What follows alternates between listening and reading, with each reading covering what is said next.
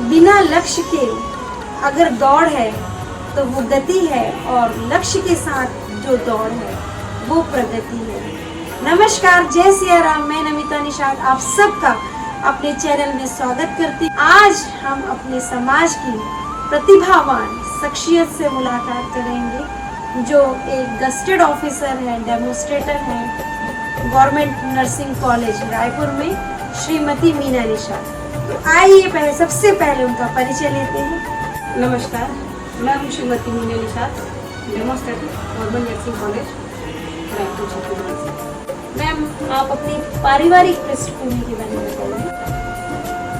हम परिवार में एक संयुक्त परिवार में रहते हैं, जहाँ पे मेरे माता पिता के साथ ही हम 4 भाई बहन थे। हम सब एक साथ पढ़ाई करते थे, और अभी वर्तमान स्थिति में मेरा एक छोटा सा परिवार है, जिसमें मेरे आदरणीय पति जी हैं एवं मेरे 2 प्यारे छोटे छोटे बच्चे हैं। साथ ही मेरी माता जी मेरे साथ ही रहती हैं। उनका स्वास्थ्य थोड़ा सा नरम रहता है, तो उनकी देखभाल भी मैं ही करती हूँ। और मेरे प्रेरणा स्रोत मेरे पिताजी रहे हैं और हैं अभी भी।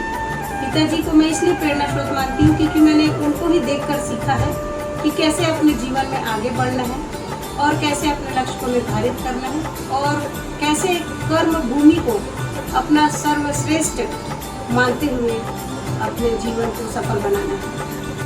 आप अपने शिक्षा और संघर्ष की कहानी बताइए। जी, शिक्षा के क्षेत्र में बताऊं तो मैंने सबसे पहले 12th करने के बाद BSc किया, प्लेन डिग्री कोर्स भी किया। उसके तुरंत बाद भी मेरा नर्सिंग में सिलेक्शन हो गया था, तो मैंने सबसे पहले डिप्लोमा कोर्स, जो कि जनरल नर्सिंग मिडवाइफरी होता है, वो मैंने ट्रेनिंग जगदलपुर से कंप्लीट किया। ये 2001 की बात है। तब उसके पश्चात संविदा में मैंने काफ़ी समय तक जॉब किया, करीबन 5-6 वर्षों तक संविदा में गवर्नमेंट मेकाहारा के हॉस्पिटल में सर्विस दिया एज स्टाफ नर्स के रूप में। उसके पश्चात 2008 में रेगुलर हुई, और बाद में मैंने डिग्री कोर्स भी किया, जिसको पोस्ट बेसिक BSc नर्सिंग कहते हैं। यह 2 साल का कोर्स होता है, जिसे मैंने 2012-13 में कंप्लीट किया। और उसके बाद पोस्ट ग्रेजुएशन कोर्स, जिसे कहते हैं MSc नर्सिंग, हायर शिक्षा होता है ये, वो भी मैंने 2015-16 में कंप्लीट किया। आप अपनी सफलता का श्रेय किसे देना चाहते हैं?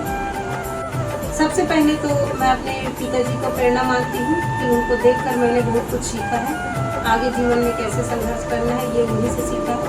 और उसके पश्चात मेरे जीवन साथी, मेरे हमसफर, मेरे पति जी हैं, श्री मुकेश निषाद जी। मैं उनका विशेष तौर पर धन्यवाद करना चाहती हूँ कि उन्होंने इस सफलता के लिए जो प्रयास किए हैं, मुझे एक कहना चाहिए, एक दिए की तरह मुझे उन्होंने लौ दिया है कि आप कैसे आगे बढ़ोगे, कैसे आपका लक्ष्य निर्धारित होगा, और कैसे आप अपने सब जीवन को सफलता की ओर ले जा सकते हैं। तो मैं विशेष तौर पर धन्यवाद करना चाहती हूँ मेरे पति जी का, आदरणीय श्री मुकेश निषाद जी का। कहते हैं ना कि एक सफल इंसान के पीछे किसी न किसी का हाथ होता है, तो मेरी सफलता के लिए मेरे आदरणीय पति जी का बहुत बड़ा हाथ है, उनका बहुत बड़ा सहयोग है, और वो मेरे बहुत बड़े प्रेरणा स्रोत हैं। उन्होंने मुझे आज इस मुकाम पर खड़े करने के लिए अपना पूरा सहयोग प्रदान किया। बच्चों को भी उन्होंने ध्यान रखा, साथ ही साथ घर परिवार को भी मैनेज किया। क्योंकि कहते हैं कि एक शिक्षा का स्तर केवल जब बैचलर्स होते हैं तब तक ही संभव हो सकता है, परंतु ऐसा नहीं रहा। मैं बाद में भी परिवार के साथ होते हुए भी आगे बढ़ी और शिक्षा को लगातार जारी रखी। तो इसके लिए मैं सबसे बड़ा श्रेय अपने हमराही, मेरे दोस्त, मेरे आदरणीय मेरे पति जी को भी कहती हूँ। अगर कोई स्टूडेंट नर्सिंग करना चाहता है तो इसकी प्रक्रिया बताइए कि इसके फॉर्म कब आते हैं, और इसके लिए हम स्टूडेंट को कैसी तैयारी करनी है?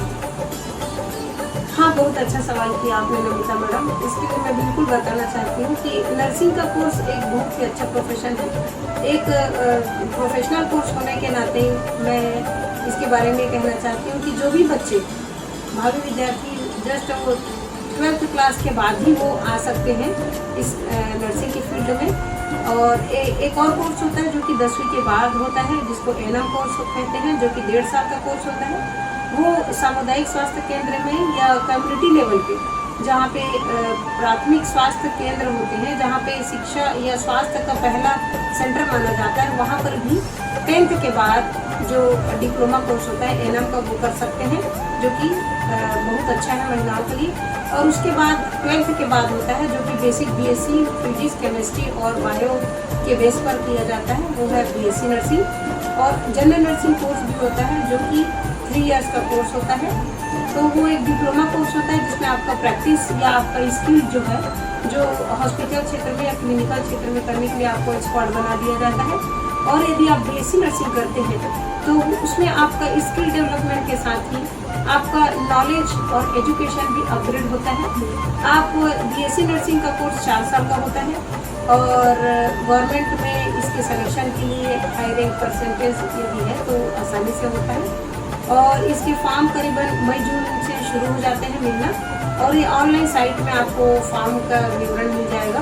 बीएससी नर्सिंग के लिए एंट्रेंस एग्ज़ाम होता है, आपको एंट्रेंस एग्ज़ाम में बैठना पड़ेगा और एग्ज़ाम कंडक्ट करते हैं, तो उसमें आपको रैंक यदि अच्छा लाते हो तो आपको जल्दी ही सिलेक्शन होता है। उसके अलावा गवर्नमेंट कॉलेज के अलावा यहाँ पे अपने जिला में बहुत सारे प्राइवेट कॉलेजेस भी हैं, जहाँ पे आप जाके पता भी कर सकते हैं और भर्ती भी ले सकते हैं। तो ये कुल मिला के 4 साल का कोर्स होता है बीएससी नर्सिंग। यदि इस कोर्स को कर लेते हैं तो फिर आपका भविष्य सिक्योर हो जाता है।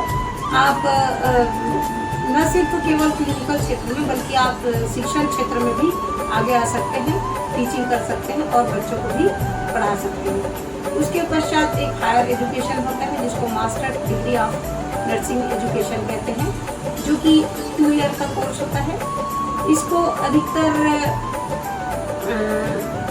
एक्सपीरियंस के बाद किया जाना बेस्ट रहेगा, क्योंकि इसमें थीसिस होती है और रिसर्च किया जाता है कि आपने आगे क्या किया या आपने आगे इम्प्लीमेंटेशन कैसे करते हैं पेशेंट के प्रोग्नोसिस के लिए, उसको डायग्नोसिस के लिए, साथ ही उसको कैसे हम इम्प्रूव करेंगे उसके कंडीशंस को। उसके लिए बेस्ट से बेस्ट स्पेसिफिक एरियाज होते हैं जिसमें वो कोर्स होता है, जैसे कार्डियक साइड होता है या न्यूरोलॉजिकल होता है या नेफ्रोलॉजी होता है, क्रिटिकल केयर यूनिट होता है, पीडियाट्रिक होता है।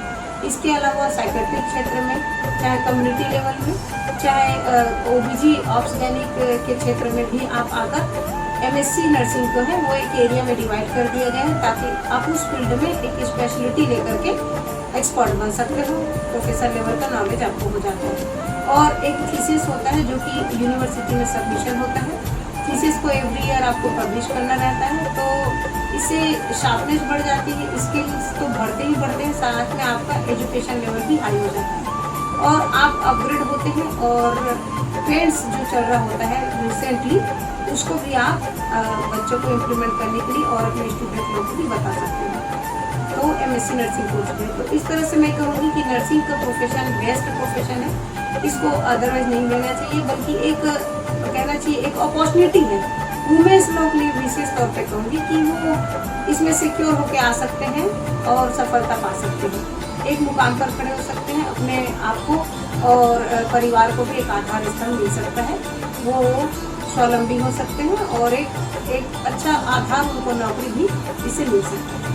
बीएससी नर्सिंग कोर्स के साथ ही इसके बाद आप एमफिल कर सकते हैं, पीएचडी लेवल का कोर्स भी कर सकते हैं आगे के लिए। और यदि एक बार पीएचडी लेवल आप पहुंच सकते हैं तो आप assistant professor, associate professor, reader, यहाँ तक कि आप बड़े लेवल पे आप पहुंच सकते हैं। तो पीएचडी है ये इसका लास्ट मुकाम। तो बिल्कुल नर्सिंग का फील्ड बहुत ही अच्छा है। नर्सिंग के फील्ड में यदि अपग्रेड होते हैं अब एजुकेशन में और भी ज़्यादा, तो वो करीबन इसमें 99% चांसेस हैं कि आप सफल होंगे अपने जॉब के क्षेत्र में, अपने उस फील्ड में भी, मतलब आपका लाइफ बहुत सिक्योर है, ये श्योर रहता है। 99% जो नर्सिंग के क्षेत्र से जुड़े हैं वो सफल हैं आज। आप हमारे जो समाज के छात्र हैं स्कूल में, कॉलेज में, उनको आप क्या संदेश देना चाहते हैं? हाँ, बिल्कुल आपने सही सवाल किया नमिता मैडम। शिक्षा के क्षेत्र में मैं हमारे समाज के लिए मैं यह संदेश देना चाहती हूँ कि हमारे समाज में जो बच्चे हैं वो अपने पढ़ाई को लेकर के विशेष तौर पे ध्यान दें, जागरूक हों और अपना एक लक्ष्य निर्धारित करें। शिक्षा के क्षेत्र में समाज के लिए मैं ये संदेश देना चाहती हूँ कि समाज के बच्चे हमारे आने वाले भविष्य हैं, क्योंकि उनके ही भविष्य पर हमारा समाज का आधार स्तंभ टिका हुआ है। तो मैं उनको कहूँगी कि वो प्रोफेशनल कोर्स इस तरह का करें, शिक्षा ले, आगे लगातार पढ़ाई करें और जब तक एक अच्छा मुकाम हासिल नहीं कर लेते, एक स्वावलंबी नहीं बन लेते, तब तक अपने लक्ष्य को निर्धारित करें। तो मैं शिक्षा के लिए उनको आगे आने के लिए प्रेरित करना चाहती हूँ, समाज के बच्चों को, कि वो अधिक से अधिक शिक्षा ग्रहण करें। यदि सूर्य की तरह चमकना है तो पहले सूर्य की तरह तपना होगा। शिक्षा ही हमारा नींव है जिसके आधार पर हम अपने उज्जवल भविष्य की परिकल्पना कर सकते हैं। कैमरामैन वासु निषाद के साथ मैं नमिता निषाद, धन्यवाद।